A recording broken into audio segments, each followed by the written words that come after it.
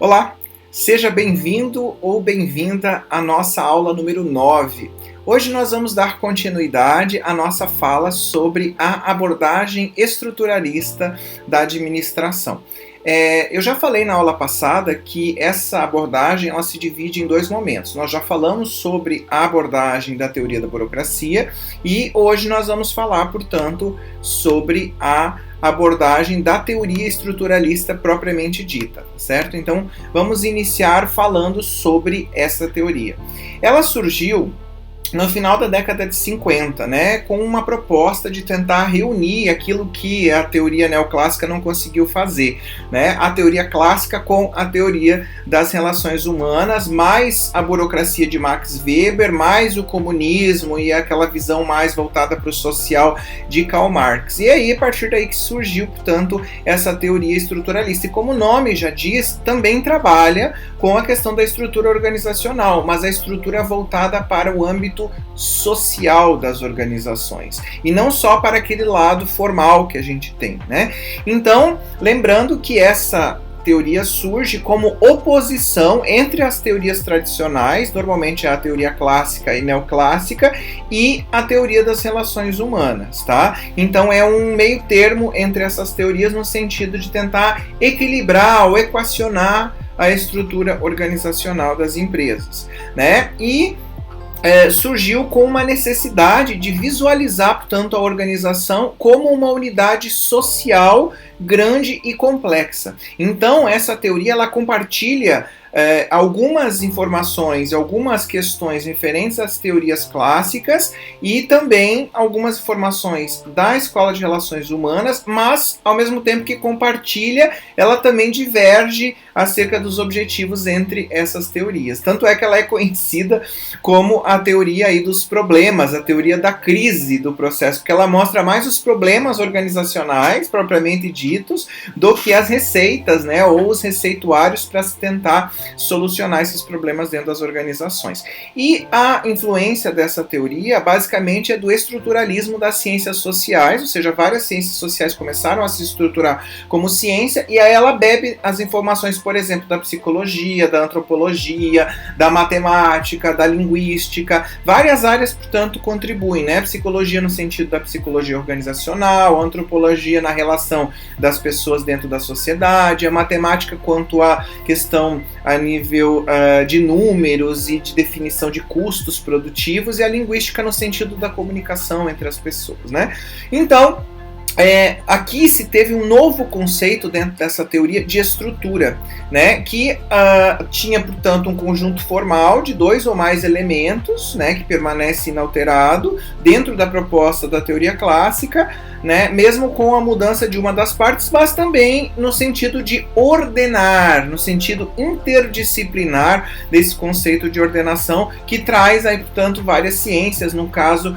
uma proposta de estrutura social, de organizar, portanto, a sociedade em empresas ou organismos ou organizações que fazem parte dessa sociedade, que não só a organização empresarial, como era o foco lá na teoria clássica, como nós vimos, tá certo? As abordagens, portanto, aqui a gente já acaba vendo essa visão da organização social do processo. Então, aqui se entende que o todo não é a simples soma das partes. Não se olha para uma organização somente a nível interno e da soma dessas partes, mas que o todo acaba produzindo um resultado muito maior do que o simples olhar para o dentro da empresa, para o interno. E, portanto, aqui já se começa a olhar para a organização como um sistema aberto, que sofre influência e que também influencia a sociedade, Então, por isso que a abordagem ela coloca muito essa ideia da sociedade de organizações, que, portanto, a sociedade é composta por diversas organizações, nos seus mais variados tipos, organizações empresariais, comerciais, associações, organizações de Estado, outras organizações que nós já vamos ver aí na frente, E essa organização, seja ela qual for, é vista como uma unidade social intencionalmente construída e reconstruída a fim do quê? De atingir determinados objetivos específicos. E aí surge o papel do homem organizacional, que precisa ter flexibilidade, tolerância às frustrações, permanente desejo de realização e principalmente, né, tentando fazer esse equilíbrio entre organização formal e informal. E o homem organizacional, aqui entendido, é como um homem que faz parte ou atribui-se para esse homem organizacional diferentes papéis de acordo com a organização em que ele está fazendo parte. Porque ao mesmo tempo que ele faz parte, por exemplo, de uma organização empresarial, ele também faz parte de uma organização familiar ou de uma organização social, né, pertencente a um grupo de lazer, de amigos, e portanto aqui o homem organizacional é entendido como fazendo parte dessas diferentes organizações, né, ao mesmo tempo. A abordagem, ela faz uma abordagem múltipla, né, da análise organizacional, como eu já falei, olhando para aquela proposta de organização formal e também para a proposta de organização informal que nós tínhamos dentro da teoria das relações humanas, né? Essa teoria da organização formal e informal, a gente lembra que a organização formal é aquela que é definida hierarquicamente pela organização e a informal é aquela das afinidades, né, dos grupos, portanto, aquela organização que se baseia pelas relações, né, que as pessoas estabelecem dentro do ambiente de trabalho. Né? E aqui se começa a olhar para aquela questão das recompensas salariais e materiais que nós vimos lá nas teorias clássicas e também olhar para as recompensas sociais e simbólicas relativas a esse processo. Quando nós falamos em recompensas sociais e simbólicas, tem a ver com a própria estima, né, da pessoa, com a realização, a vontade de crescer profissionalmente dentro das organizações. Então começa a se olhar também para esses aspectos, né? E aqui há um diferente enfoque das organizações. As organizações são entendidas como racionais, né, que são aquelas organizações que são presentes lá na teoria clássica, voltada ao passo a passo, às hierarquias, às estruturas extremamente organizadas e formalizadas, mas que existe também uma organização natural, né, onde as partes dessa organização formal se relacionam entre elas e faz acontecer, portanto, essa organização natural, que a soma simplesmente dessas partes não compõe o todo é muito maior porque existe o conceito que a gente chama de sinergia, onde o 1 mais 1 não é igual a 2, mas o 1 mais 1 pode ser igual a 3 nesse caso, porque se a gente trabalhar de forma isolada, a gente tem um determinado resultado. Quando nós trabalhamos no coletivo, né, todos pensando em objetivos comuns, o resultado pode ser muito maior do que a simples soma das partes, né, nesse sentido. E aqui também se há uma definição sobre os níveis organizacionais de forma um pouco diferente da APO, né, no nível institucional, gerencial e técnico, mas que basicamente é a mesma estrutura piramidal que nós tínhamos visto lá, com o nível institucional cuidando, portanto, do plano estratégico, o nível gerencial cuidando dos programas, né, e tal, que vai interligar, portanto, o nível técnico com o institucional, e o nível técnico cuidando da execução, né, da especialização do trabalho. Aqui essa teoria ela é muito forte no sentido de fazer uma análise interorganizacional. O que significa isso? Não olhar só exclusivamente para o intra-organizacional, mas olhar para o meio ambiente no qual a organização está inserida, porque aqui se acredita que as organizações interagem entre si. E quando eu digo organizações é no sentido, uma organização empresarial interage com uma organização social, que interage com a organização familiar, né, do empregado e assim sucessivamente. Então, as diversas organizações fazem parte dessa análise e há, portanto, uma inter-relação entre elas.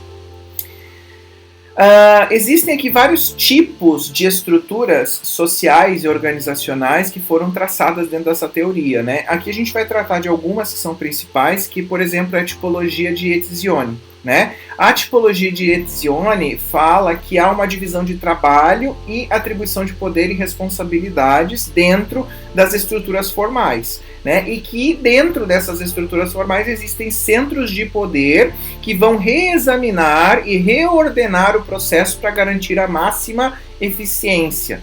tá? Eficiência não somente produtiva, mas eficiência organizacional, né? E que quando a eficiência organizacional não estiver sendo cumprida ou alcançada, há, portanto, a substituição do pessoal, onde pessoas podem ser demitidas ou substituídas por outras para desempenho das suas tarefas. E essa substituição, ela pode acontecer a partir dos meios de controle que a organização está utilizando, que pode ser um controle físico a nível de punição, ou seja, usando o poder coercitivo, que a gente chama, através de controle material, né, nesse caso fazendo as devidas recompensas às pessoas, né, que podem ser recompensas materiais, né, normalmente são recompensas materiais, e o controle normativo, que tem a ver com a questão do prestígio, da estima, né, do amor que a pessoa tem para com a missão, a visão e com os objetivos organizacionais. Então, existem meios da empresa ou da organização controlar, portanto, aí essa questão das atribuições dos membros que fazem parte dessa organização. Né? E levando isso em consideração, existem, portanto, diferentes padrões de obediência. Né? Tem aquele padrão de funcionários extremamente aleatórios ou alienados, né, que são psicologicamente interessados, mas são coagidos e forçados a fazerem aquilo que determina o poder central. Tem também aquele que obedece por uma questão de ser calculista, né, que ele é interessado na medida em que ele vê alguma vantagem dele fazer alguma coisa em prol da empresa, porque ele vai ter também uma vantagem pessoal, né, e isso vai acabar se repercutindo em algumas sátiras relacionadas a Maquiavel, por exemplo, lá na frente, que a gente vai ver. E a questão moral, né, que quando o funcionário atribui valor à missão da organização, portanto, ele obedece, né, às chefias ou os centros de poder em função dele olhar para a missão da organização e se sentir parte daquilo. Portanto, vejam que aqui já se começa a trabalhar de forma comum tanto os objetivos da organização formal quanto os objetivos da organização informal. Né? E essas organizações, né, elas podem ser classificadas, como eu já falei, em coercitivas, utilitárias e normativas. Né? As coercitivas são aquelas que usam o poder, obviamente. As utilitárias são aquelas que são baseadas nas recompensas, né? E na vantagem em que as pessoas que vão fazer alguma coisa percebem estarem inseridas no processo. E as organizações normativas têm a ver com as organizações que dão valor para a missão, para a visão e para a filosofia organizacional, e, portanto, os funcionários têm essa ideia como compartilhada, e as organizações, portanto, focam muito mais na sua missão institucional do que necessariamente nas recompensas ou nessa autocracia, né, de punir quem não cumprir aquilo que foi estabelecido. Né? Aí nós temos também a tipologia de Blau e Scott. Vocês, obviamente, podem fazer uma leitura mais aprofundada sobre essas tipologias. Nós estamos falando aqui de forma muito rápida sobre elas, né? Onde eles trabalham a questão da categorização das pessoas ou dos stakeholders ou usuários que se beneficiam da organização formal. Eles classificam e dizem que quem que se beneficia. Existem usuários, portanto, que são mais beneficiados a nível de determinadas ações organizacionais. E aí você pode encontrar os próprios membros da organização, os funcionários, né, que trabalham lá, os próprios proprietários, dirigentes, acionistas, os clientes da organização e o público em geral. Portanto, aqui há a possibilidade de identificar quem é que se beneficia quando existe uma organização formal de alguma coisa. Que aqui eles colocam particularmente, o Blau e o Scott, 4 desses públicos que se beneficiam. Né? Por que esses públicos se beneficiam? Porque, por exemplo, a abertura de uma empresa vai beneficiar aquelas pessoas que trabalham lá dentro, ou uma organização, né? Aqueles que trabalham dentro dessa organização, vai beneficiar os proprietários, os dirigentes e os acionistas a nível da lucratividade, vai beneficiar os clientes também, porque vão receber produtos que são feitos por aquela empresa, e vai beneficiar o público em geral, porque melhora a questão econômica, né, e gera empregos, portanto, faz com que a economia do local acabe girando. Por isso que o Blau e o Scott identificam, portanto, as categorias de pessoas ou interessados, stakeholders, que se beneficiam dessa organização formal existente, né? E que tipos básicos de organizações podem existir, né? E lembrem que nós estamos falando aqui de 1959, mais ou menos, finalzinho da década de 50. Então aqui ainda existia para fins didáticos, obviamente, eles particionavam as organizações em associações de benefícios mútuos, onde os beneficiários são os próprios membros que compõem essa organização. Exemplo disso são as cooperativas, né?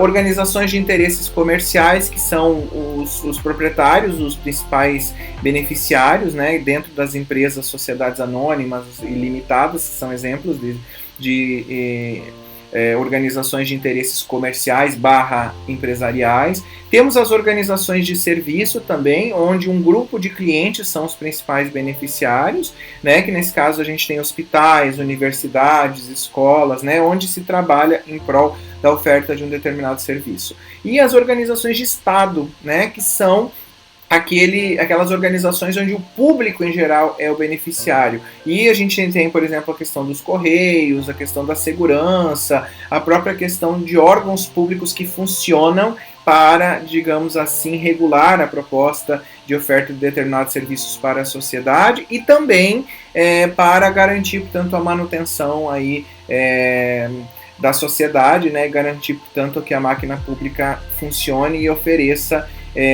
o bem comum para a população.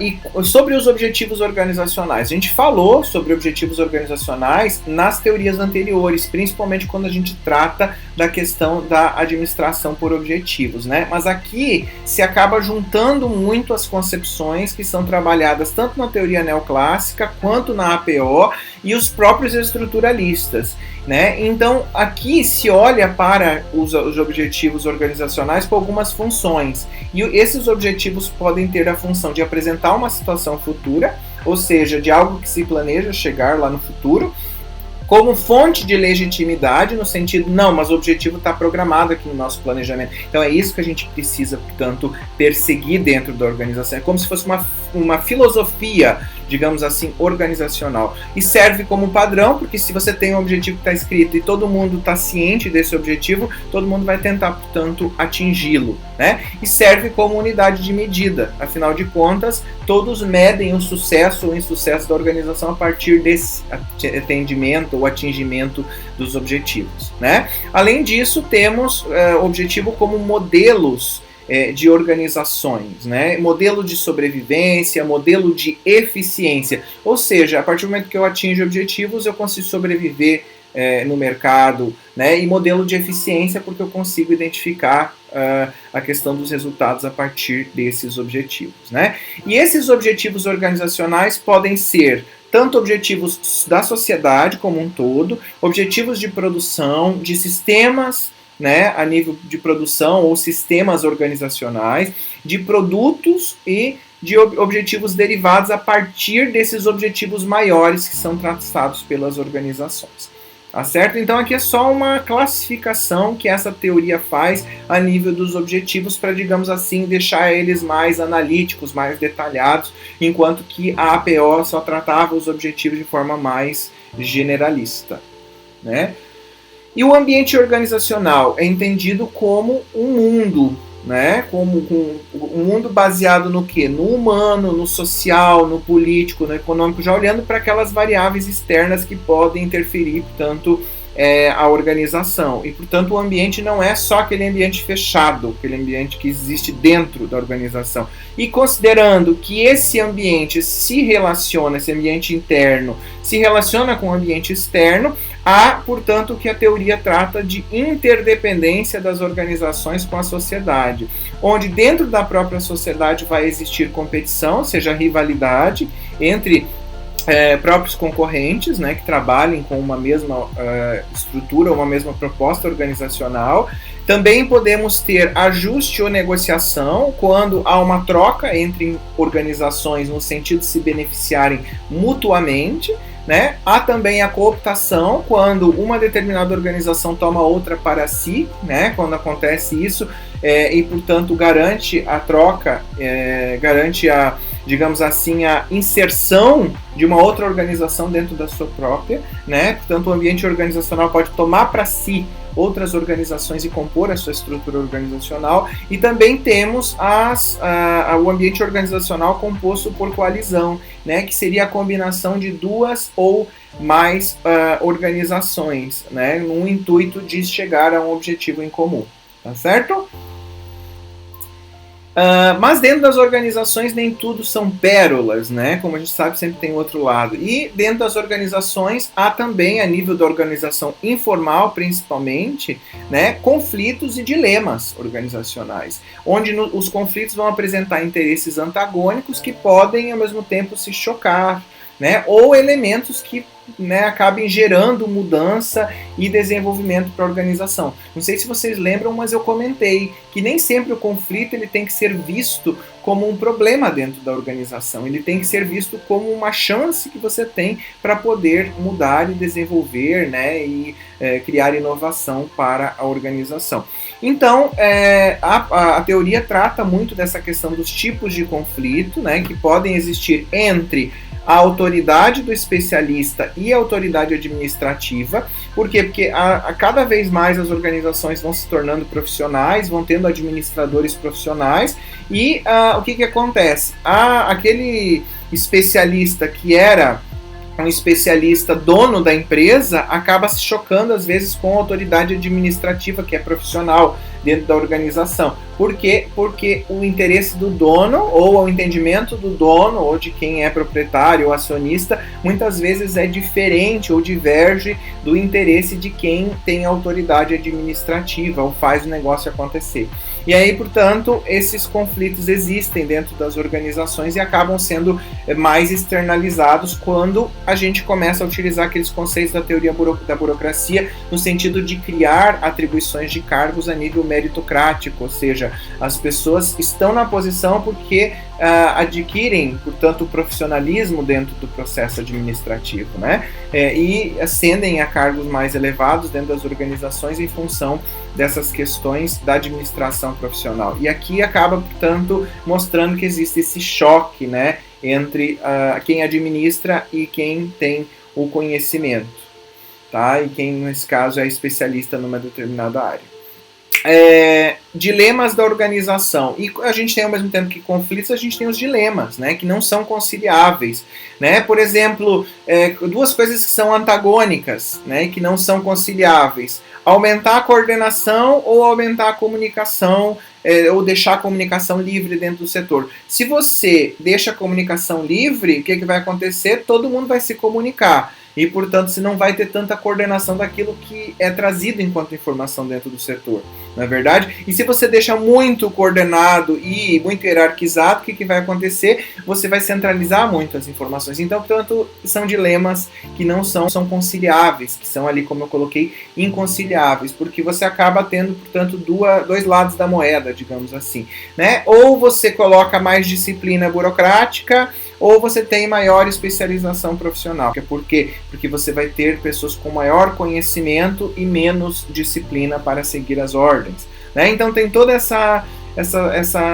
distanciamento entre essas duas concepções, né? Ou um planejamento mais centralizado e iniciativa individual. Quanto mais centralizado for o planejamento, menor vai ser a iniciativa individual do funcionário, porque ele não vai ter liberdade para ter essa iniciativa. E também entre os funcionários de linha e aqueles que fazem assessoria, os staffs, que a gente já conversou lá na época quando nós falamos sobre a departamentalização, né? Porque muitas vezes o staff vem com conhecimento e o pessoal de linha é quem faz, portanto, a execução. E há, portanto, esse choque entre quem executa com quem pensa, no sentido de que quem executa não concorda muitas vezes com o planejamento por quem pensa, por quem está ali assessorando, né? Então tem questões relacionadas a isso que a teoria deixa bem claro para a gente, essa questão dos conflitos e dos dilemas organizacionais. Tanto é que, em função desses conflitos e desses dilemas, a gente acaba identificando algumas sátiras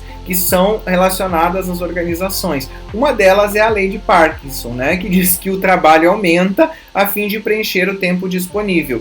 Então, sempre o chefe de seção ele vai querer aumentar a quantidade de subordinados, desde que aqueles subordinados não sejam rivais dele, e ele sempre vai inventar trabalho para os outros funcionários. Ou seja, sempre que houver mão de obra ociosa, vai ter, tanto aí o chefe pedindo para você fazer algum trabalho. A demanda acaba se adaptando à oferta, ou seja, vai se trabalhando aí a demanda de serviço à oferta de mão de obra, tá certo? Com relação ao princípio de Peter, diz o seguinte, que num sistema hierárquico, todo funcionário tende a ser promovido até o seu nível de incompetência, que significa que a ação administrativa ela sempre busca justificativas para o desempenho ineficiente. Ou seja, a gente sempre vai ver nos relatórios de gestão dizendo, não, mas isso foi ineficiente por esse motivo. Nunca vai ser culpa daquele executivo, daquele chefe, daquele setor, né? Portanto, o princípio de Peter diz que as pessoas vão evoluindo hierarquicamente até elas chegarem num nível de competência que elas não conseguem mais evoluir, nesse sentido. E, portanto, tira sarro das organizações aí nesse processo de estruturação. A lei de Murphy também, que surgiu em 1949, tira sarro das organizações quando diz que qualquer coisa que possa ocorrer mal, vai ocorrer mal no pior momento possível. Porque dentro das organizações é assim, né? Quando é para alguma coisa acontecer mal, quando ela acontece para impedir aí todo o procedimento, às vezes produtivo, por exemplo, ou acaba, portanto, ferrando toda a organização. As sátiras que são feitas à teoria aqui estruturalista tiram sarro exatamente dessas situações que acontecem dentro das organizações. Além disso, nós temos também a dramaturgia administrativa de Thompson, que fala que há um desequilíbrio entre o direito de decidir, aquele que tem autoridade, e poder realizar, né, aquele que tem habilidade de especialização. Portanto, há um conflito, como nós já falamos anteriormente, entre quem detém o conhecimento, que quer inovar, e quem está na hierarquia, que prefere muitas vezes manter aquele status quo, aquela situação do jeito que ela está, sem que hajam mudanças. E aí, para que as pessoas mantenham-se com os seus trabalhos, mantenham-se dentro da organização, elas se utilizam de um mecanismo de defesa, que é a manipulação de si mesmo, né, fazendo um comportamento que não corresponde à realidade do comportamento dela, né? No sentido do quê? No sentido de mudar ou satisfazer determinadas autoridades, né, dentro da empresa. Ou seja, ela não concorda com aquilo, mas ela faz porque realmente está sendo solicitado que ela faça. Portanto, há um comportamento dramatúrgico, ou seja, dramaturgia no sentido da ficção, né, de não ser um comportamento que seria o comportamento usual daquele indivíduo. E isso se vê nesse modelo que a gente colocou aqui embaixo, né? E tanto é que esse cartoon que vocês vão ver aqui para frente, essas tirinhas, são aqui, portanto, já utilizadas nessa época também para tirar sarro dessa teoria, né? Aqui se coloca: você é criativo? Ah, sim, sou muito criativo. Aí a entrevistadora fala: pesquisas apontam que pessoas criativas tomam atalhos éticos, ou seja, que elas não são muitas vezes éticas nas ações que tomam, e que em geral são menos honestas, ou seja, são pessoas que não são tão honestas. Aí ela pergunta pro rapaz que está sendo entrevistado, aí ele já fica meio assim: você leva um longo período para fazer as coisas? Aí, tipo, ele olhou para ela e falou assim: putz, eu não sei nem qual é a resposta certa que eu vou dar. Por quê? Porque ele adaptou a resposta dele dizendo que ele era criativo porque ele acreditou que ia satisfazer o ego dela, né, da autoridade que estava ali para poder ser contratado. E é exatamente isso que acontece aqui nessa questão da dramaturgia. Muitas vezes a gente adapta o nosso comportamento para satisfazer aqueles que têm o direito de decidir. E por isso que é uma sátira aí feita às organizações, tá? Além disso, vocês já devem ter visto alguma coisa em história sobre Maquiavel, né? E o livro O Príncipe, do Nicolau Maquiavel, que foi editado em 1513, mostra que existe também um maquiavelismo dentro das organizações, né? Então, tanto é que uma frase muito utilizada é que os fins justificam os meios. E essa é uma das grandes sátiras nas organizações. Então significa que para ter lucro e para ter resultado, qualquer coisa vale, posso fazer qualquer coisa dentro da organização desde que eu tenha, portanto, os resultados que eu esperava. E, portanto, é uma crítica muito grande essa estruturação das organizações. Porque muitas vezes se pensava: nos fins e não se pensava nos meios, né, de produzir, exatamente pela questão dessa abordagem da administração por objetivos. Eu sempre tenho que olhar para o resultado, para o fim. Mas e será que os meios que eu utilizei para chegar até o fim foram meios éticos, lícitos, que realmente dão valor para as pessoas que estão envolvidas nesse processo todo, né? Então, aqui começou-se a tirar onda com essas situações, né? E também começou-se a tirar onda com a questão do agir de acordo com o interesse particular, né? Sem considerar a palavra ou os acordos que foram estabelecidos dentro da organização, né? E aí sempre olhando, sempre visando para o interesse particular, criando os oportunismos, né? E aí o Maquiavel diz que o príncipe deve identificar-se com o povo, né? No sentido do quê? De criar oportunidade, né? Portanto, usar-se do oportunismo para se aproximar desse povo. E mesma coisa dentro das empresas, né? Usar o oportunismo muitas vezes para o quê? Para tentar se identificar com uma pessoa que você não se identificava, né? Então, portanto, aqui há críticas, né? Sátiras relativas a essa estrutura da organização. Né? E além do Maquiavel aqui, que foi utilizado como sátira, né, nós temos também as tiras, que foi uma que eu já mostrei aqui para vocês, que são as tiras de Dilbert, do Scott Adams. O Scott Adams, ele trabalhava uma grande organização e foi vítima do downsizing, do enxugamento, e a partir daí ele começou a escrever sátiras organizacionais e, portanto, acabou sendo aí um nome das sátiras a essa nossa teoria estruturalista, né? Aqui tem um exemplo de uma, né, que mostra assim, ó, eu só estou preocupado porque a empresa está reduzindo o quadro de funcionários e eu não tenho nenhum projeto, ou seja, o indivíduo não tem nada preparado para poder se manter na empresa. Aí o outro responde, ser inútil no trabalho só é difícil nos primeiros 10 anos, depois já vira um estilo de vida.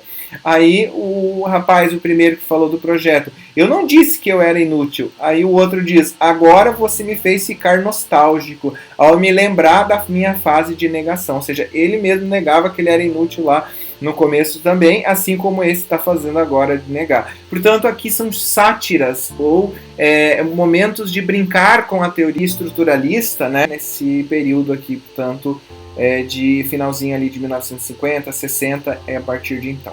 Né? Com relação à apreciação crítica dessa teoria, né, é possível que a gente perceba que há uma convergência de várias abordagens aqui que são divergentes, como nós já falamos lá no início, né, teoria clássica, a escola de relações humanas, acaba pegando conceitos lá de Max Weber de burocracia, Karl Marx acerca da organização informal e do relacionamento das pessoas dentro das organizações e tenta trabalhar, portanto, isso de forma mais equilibrada, né? E a abordagem, portanto, é ampliada, né, de indivíduo e grupo para um sistema total, olhando para o ambiente em que essa organização faz parte e percebendo que ela começa a influenciar e ser influenciada pelas outras organizações que fazem parte desse meio, né? E, portanto, há também uma dupla tendência teórica, né, que integra, né, e que também trabalha o conflito, né, integra no sentido de olhar para a organização formal e também o conflito no sentido de olhar para as relações que existem dentro das organizações que vão para além da simples eficiência produtiva, como nós vimos nas teorias clássica, né, e neoclássica e administração científica. E a análise organizacional ela acaba se tornando mais ampla, porque acaba sendo estimulado o estudo de organizações não apenas industriais. Vocês veem aqui que a gente já falou de organizações de serviços, organizações de Estado, né? Falamos das cooperativas como um modelo, né, de mutualismo, de benefício mútuo. Né? Então, existem várias outras organizações que não só as empresariais, né, e industriais que são colocadas, portanto, aqui em evidência.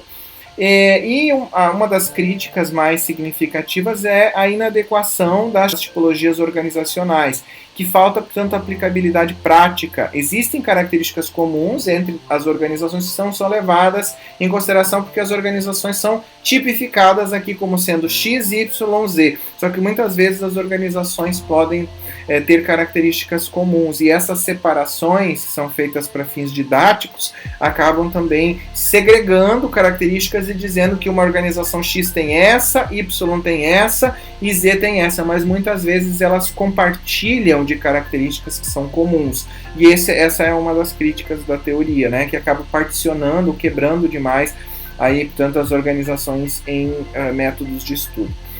E a teoria estruturalista é entendida como teorias de crise, né, que se refere aos problemas das organizações complexas e não buscando as soluções e não trabalhando os resultados das organizações, mas identificando os problemas que existem dentro delas, como o caso dos conflitos que nós vimos, dos dilemas e principalmente das sátiras que foram geradas a partir dessa teoria.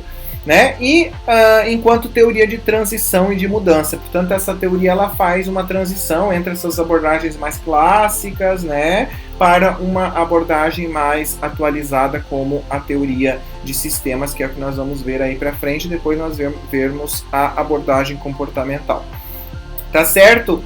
Então, basicamente, hoje, sobre essa teoria é isso. Gostaria que vocês fizessem a leitura do material do Hidalberto Chiavenato para vocês entenderem melhor essa teoria de forma mais abrangente, tá certo? E em breve nós marcamos, portanto, uma live para nós conversarmos sobre essas teorias que nós estamos trabalhando agora, tá certo? Espero que você tenha gostado da nossa aula e até breve. Tchau, tchau.